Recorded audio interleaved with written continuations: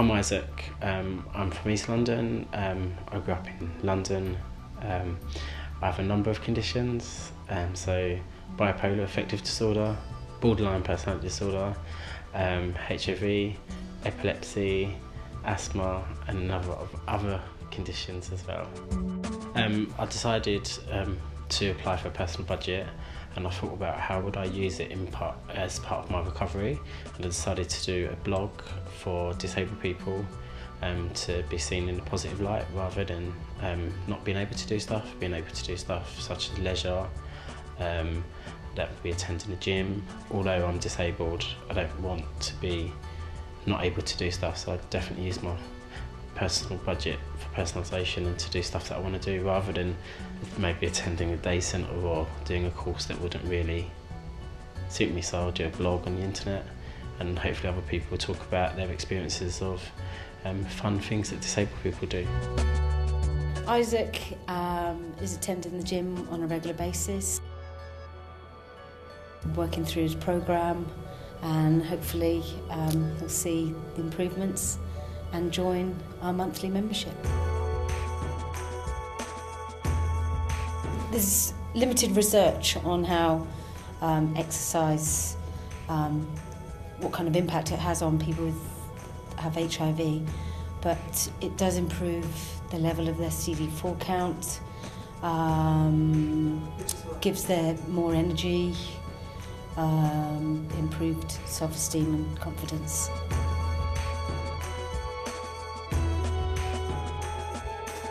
The main focus of the scheme is for people that otherwise lead a sedentary lifestyle, inactive, perhaps never set foot inside a gym before. They may have other conditions related to HIV, and they're our main focus. Ideally, we'd like to help everyone. Yeah, it's been about two years now. I was diagnosed. I think it was a bit of a shock because I was in a long-term relationship. There's only certain conditions, mental health being one, HIV being another, that people instinctively judge you for having those conditions. I've kind of heard people say, like I've done lots of HIV training and stuff, about people deserve it because maybe that they participate in risky behaviour, that it only affects African people or gay men or drug users. So society's quite mean about HIV.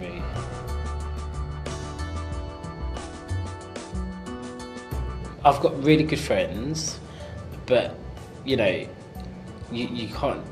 readily tell people about your status. I remember last year sitting there thinking, oh God, I wanted to kill myself. That I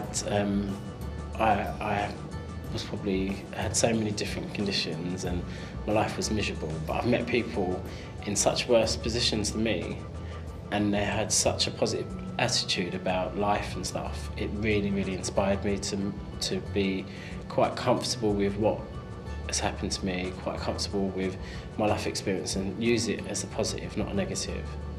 I realised that the sort of field that I would most likely end up working in would be like the disability field or the disability movement.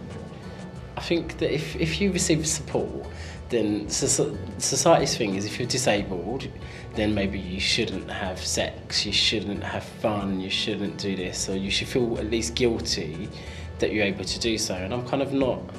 The people that I meet, they're just normal people with just a different label. Most of the stuff you can't see. Some of the people might be in a wheelchair, but it doesn't mean they don't want to go dancing or they don't want to go to a pub.